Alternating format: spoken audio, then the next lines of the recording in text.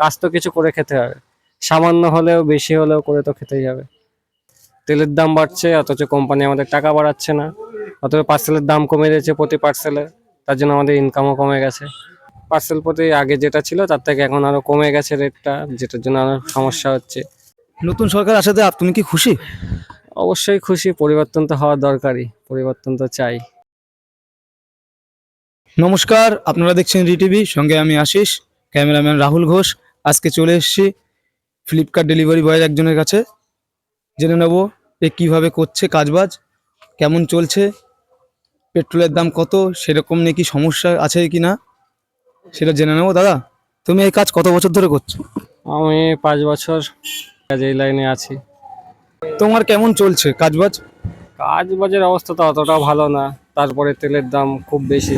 আমার জানো, বড় তেলের দাম 105 টাকা, 6 টাকা, 110 টাকা ছুঁই ছুঁই। তেলের দাম দিতে গিয়ে এদিকে পার্সেলের টাকা পয়সা কমে যাচ্ছে। কাজ বাজের অবস্থা অতটাও বেশি ভালো নেই, যার জন্য আমি ইভি নিয়েছি আরো।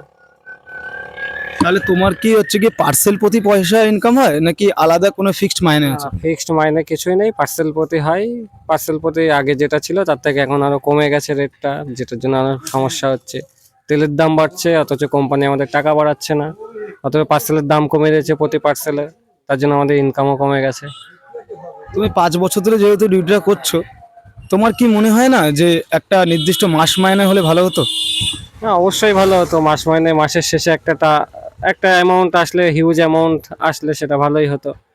কিন্তু আমাদের কোম্পানিতে ই কার্ড লজিস্টিকে সেই সিস্টেমটা নেই যে মানে মান্থলি স্যালারি, ওটা আমাদের জাস্ট মানে day by day, per day parcel প্রতি এই সিস্টেমটাই রয়েছে, স্যালারি সিস্টেমটা নেই। তাহলে পার ডে তোমার কিরকম পার্সেল তাও সেল করতে পারো? সেল করতে বলতে পার্সেল আমার নির্দিষ্ট একটা এরিয়া রয়েছে, এরিয়াতে মোটামুটি আমার 30 থেকে 40টা পার্সেল হয়। পার্সেল প্রতি 10-12 টাকা করে দেয়, সেটা হিসাব করলে যেটা হয়। তার থেকে আবার তেলের অ্যামাউন্টটা বাদ দিতে হবে, তেলের দাম যেহেতু কোম্পানি দেয় না, ওটা থেকে তেলের দামটা নিতে হয়।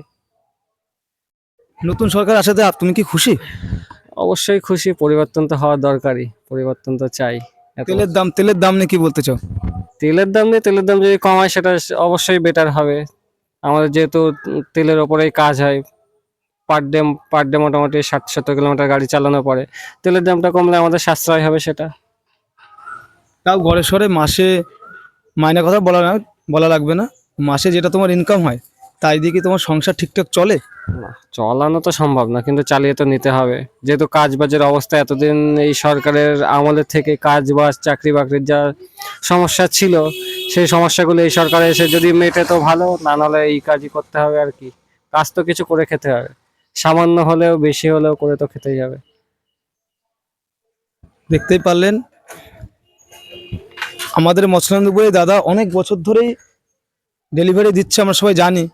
দাদার একটাই কথা, তেলের দাম যে হারে বাড়ছে, তেলের দামটা যদি কমানো হয় তাহলে এদের কাজ করতে একটু সুবিধা হয়। আর রইলো আরেক কথা, যেটা হচ্ছে মাস মাইনের কথা। একটা মানুষ 5 বছর ধরে একটা জায়গায় আছে, তাকে যদি একটা মাসিক বেতন দেওয়া হয় তাহলে সেইভাবে সে চলতে পারে। সেটা দেওয়া হয় না বলে তার একটা আফসোস, একটা দুঃখ আছে। আমি আমি 5 বছর ধরে কাজ করছি, আমার থেকে অনেক সিনিয়ররা আছে যারা 6 বছর 7 বছর ধরে এই লাইনে রয়েছে, আরো বেশিও রয়েছে। মানে শুরুর থেকে ফ্লিপকার্ট কার্ট যা যা ডেলিভারি পার্টনার আছে শুরুর থেকে অনেকেই আছে, আমার থেকেও সিনিয়র, 7-8 বছর ধরে কাজ করছে, তাদেরও একই সমস্যা, তারা এখনো করে যাচ্ছে। কাজ বাজ নেই তো কি করবে, করে তো কিছু খেতে হবে। স্বল্প হোক যাই হোক ম্যানেজ করে তারাও করে যাচ্ছে, এত বছর ধরে করছে, বুঝতে পারলে? নতুন সরকারের কাছে একটাই আবেদন, যেন এদের মাস মাইনে দেওয়া হয়। যারা এই কার্ডে আছে তাদের একটাই অনুরোধ, যেন আমাদের মাস মাইনে করা হয় আর পেট্রোলের দামটা করানো হয়, একটু কম করানো হয়। এদের যে মেন সমস্যাটা, পুরো কাজটাই পেট্রোলের উপর নির্ধারণ করা হয়। কারণ ডেলিভারি দিতে গেলে তো গাড়ি চালাতে হবে, আর গাড়ি চালাতে গেলে তেল দরকার।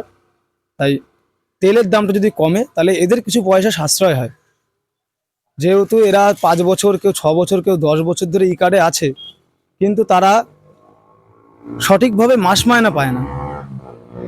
যতগুলি পার্সেল দিতে পারবে সেই হিসেবে এদের পয়সা হয়। কোনোদিনও 20টাও পার্সেল থাকে, কোনোদিনও 10টাও থাকে, কোনোদিনও 5টাও থাকে। তার মানে সঠিক তোমার মায়না কত এটা তুমি নির্ধারণ করতে পারবে না। তাহলে তোমার সংসার চলবে কি করে? নতুন সরকারের কাছে এদের একটাই আবেদন, যেন পেট্রোলের দামটা কমানো হয়, আর যারা পুরনো অনেক দিন ধরে কাজ করছে তাদের একটা মাসিক মাইনের ব্যবস্থা করা হয়। নমস্কার, আমি ছিলাম আশিস, সঙ্গে আপনারা দেখছিলেন রি টিভি।